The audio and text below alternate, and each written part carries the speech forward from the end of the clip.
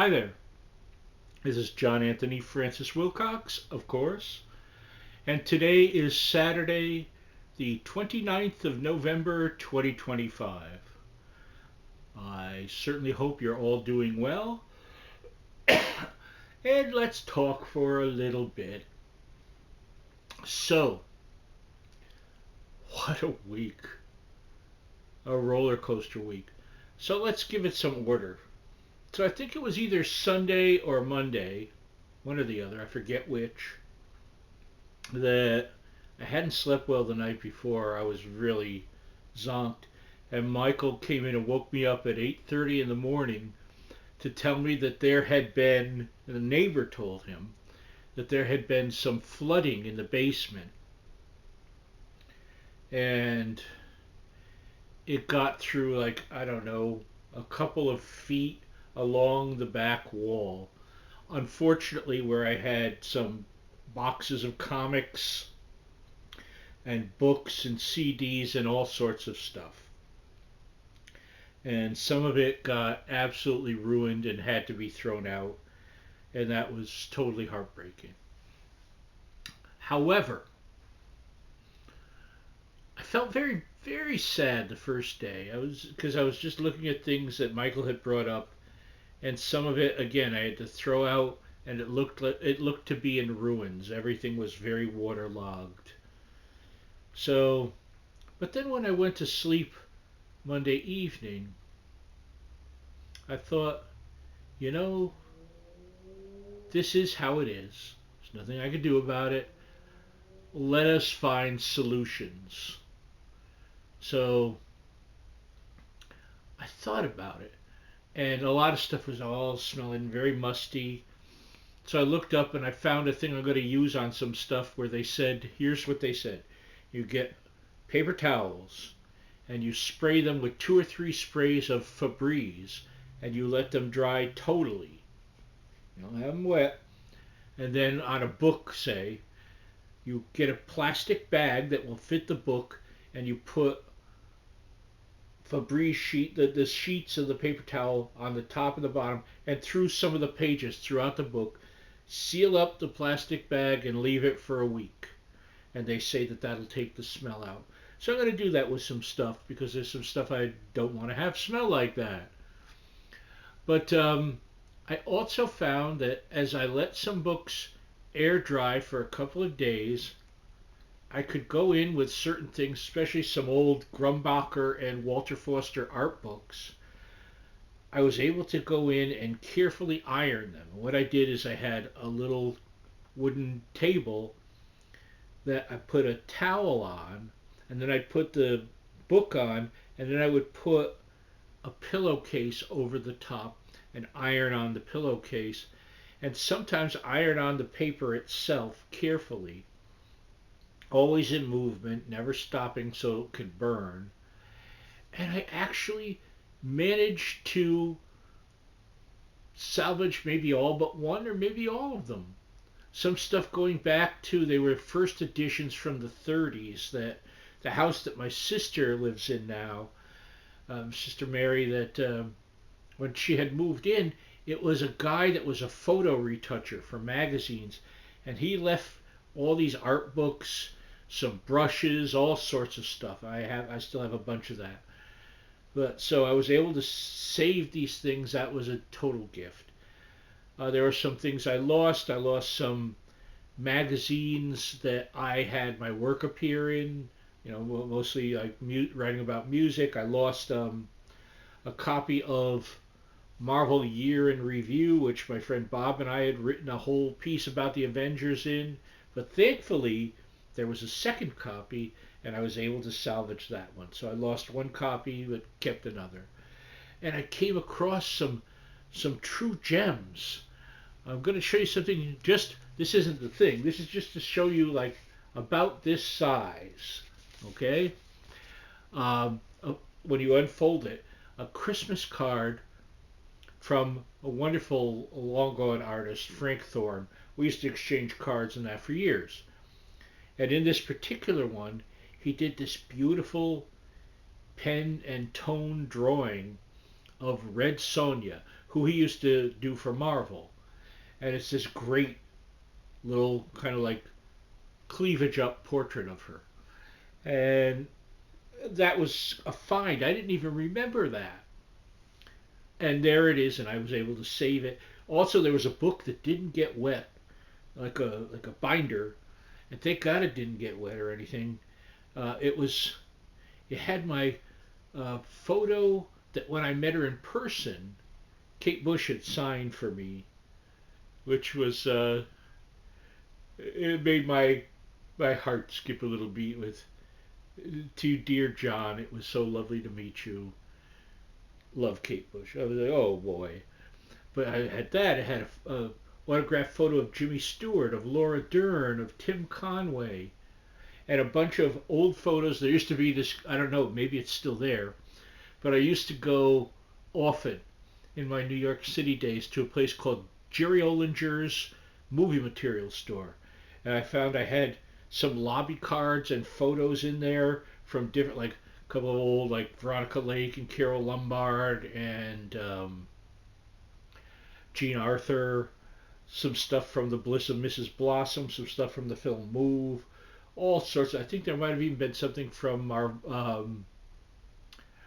what is that one called? I just can't think of the name of it. It's the one with Carol Lombard and Charles Lawton, and I always confuse it with the very corny Our Vines Have Tender Grapes with Edward G. Robinson.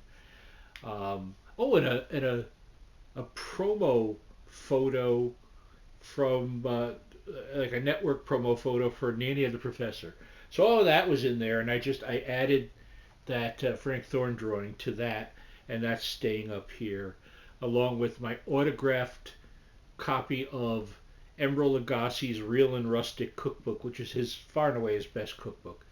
Um, and that's okay, thankfully.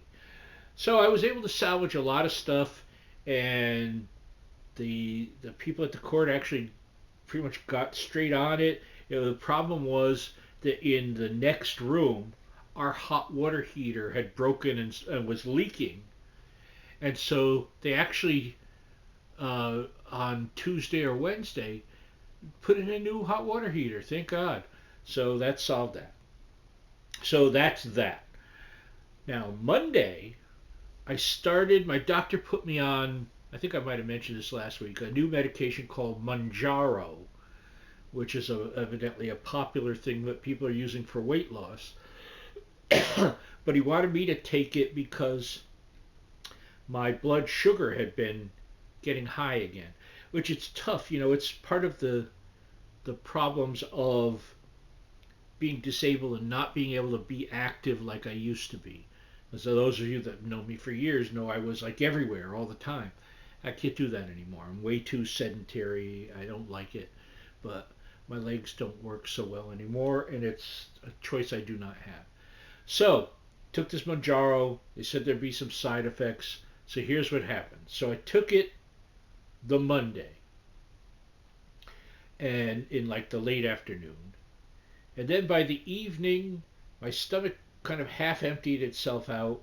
And then for Tuesday, Wednesday, Thursday, it was so beyond constipation. Sorry if you got to hear this. And yeah, I had to like strain to do anything, and it was like my head was going to pop. But also, Wednesday and Thursday, I was getting these tight pains in my chest, a tightness, which was not a good feeling. And I felt very out of sorts. So I made the decision that you take it once a week, that was my only time. And I spoke yesterday to my doctor, and he said, yeah, he doesn't recommend I do it anymore. And we're going to talk on Monday. He's going to see how I'm feeling, and we'll go from there to see, because we still want to get my blood sugar down, but we don't want to take a club to my system. So there's that. So far. For Thanksgiving, Michael and I started Thanksgiving on Wednesday in preparation. In that, I've probably said this almost every year. I taught Michael some years ago how to make the family stuffing, which is very specific, and no one else makes it. They always change something and ruin it. So Michael made the stuffing, and it was as good. My mom and dad would give him the thumbs up as I did. I told him this came out as great as anything my mom or dad ever made. He did a beautiful job on that. And then we did a turkey breast, which I walked him through how to season that, and he did that, basted it well, and then I made a gravy with it and some extra chicken broth in the gravy. That came out great. Um, so here we have a turkey, stuffing, gravy, mashed potatoes. Then I had some crinkle cut carrots that I cooked, and I put this honey from India that Grace Mary had brought me a while back. So I put a little bit of that and some dill and some ginger and a little bit of salt, just a little, and those came out wonderful. And then I had a can of the whole berry cranberry sauce, and that was our Thanksgiving, and it was wonderful. So, so Thanksgiving, and I talked with a lot of people. I talked with Mark Sinnott, with Suzanne, my dear friend Suzanne. Who else? Let's see. Let's take a look. Who did I hear? La la la. So, oh, and the night before, my nephew Timmy. So good to hear from Timmy. So Suzanne, Mark, my friends Richie and Lynn, and then because she was away all day, and that I heard yesterday from my friend Ari, and that was nice. And a few emails and that. So after we did Thanksgiving, about 5:30, maybe quarter after 5, 5:30, I think closer to 5:30, my brother and my sister-in-law and my nephew Anthony all came over for about an hour, and Kim brought a lovely chocolate cream pie. So they were here about an hour, and then they left. And then about quarter after 9, 9:30, um, my niece Jessie came over. My niece Tracy and her husband came over. My great niece Isabella and her boyfriend, fiance, her other half, also Mike. We had a three Mike household. Uh, they came by and stayed about an hour. We had a lovely conversation, and uh, Bella and Tracy were very pleased to have some chocolate pie. I don't know. I think Jessie might have had a little too, and Jessie had some stuffing.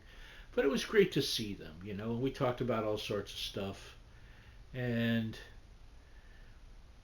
it's you know it's nice to see family. And it's funny because one thing that's been a bone of contention in my family lately has been uh, political stuff.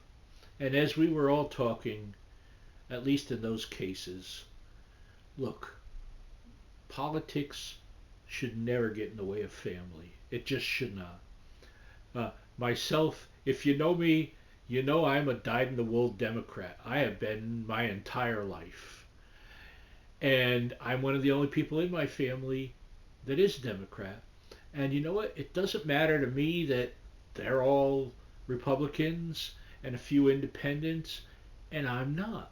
Because they're my family and I love them. And what someone believes in, look, the thing that bothers me the most is that so many of them adore contemporary country music. Ooh, that's not for me. And it may be for you, but that's okay. If we were all the same thing, if we all believed the same stuff and listened to the same stuff and liked the same foods and everything, the world would be a horribly dull place. So it's good that we differ. It's good that maybe sometimes we challenge each other or rub each other the wrong way or whatever. But it doesn't matter. It doesn't matter when it's family and when it's friends. It really shouldn't matter with anyone. Everyone has a right to their own points of view. My sad thing is I have seen this year several people in my family stop talking to me. And that's kind of heartbreaking because I am no different than the person I was the year before, 10 years before, 30 years before. I'm older, but that's really it. Um, and it was nice to hear from, like I said, from my nephew Timmy, and I also talked to one of his kids, Kieran, who it was lovely to hear from him. And he has a really raspy voice, and I'm going to do a bad imitation. He's really down there. Um, and he said, "Oh, Uncle John, it's Kieran." I said, "Prove it." He said, "I'm not as bad as my brother Carter," which cracked me up. And then he proceeded to tell me about um, a new Deadpool game that takes, I guess it involves Mojo World, which I'm very well acquainted with from the Art Adams artistic run on the X-Men. Uh, so it was nice to hear from them. Everyone seemed to be okay. I know that Timmy's wife Robin's aunt is having some health issues, so that's very sad. But it was lovely, and I had a very good Thanksgiving. And here I am. I've been working. What you saw the back of is one of a few Christmassy things that I could afford to do for just a few people. So I'm sorry. I thought I heard a sound over there, but I did not because I'm crazy. The one thing I won't show you is I woke up with this huge scratch on my stomach about that big, and I have no idea how it got there. Because first off, all my nails are trimmed down, and it happened sometime in my sleep. I have no clue why, I have no clue how, and yet the results are right there. So that's how it is. I hope all is well in your world, and I will see you next time. Oh, before I go, I almost forgot, significant thing. Beautiful package came yesterday with some lovely jars of sauce from my friend Joyce. 1,000 thank yous, Joyce. You always treat me so well. Thank you very very much. So I got I got that. Also yesterday I got some Toya CDs from England to review, and wow, that particular company, which is part of the BBC in terms of ownership, um, they actually sent them by courier from England. Like they sent it out. I guess it would have been Wednesday, and I got it Friday. Wow. So thank you to them. But anyway, that's most of it. So I hope you're doing well. I hope you get in touch, stay in touch, be in touch. You've got the magic touch. I'll see you next time. I love you. Bye bye.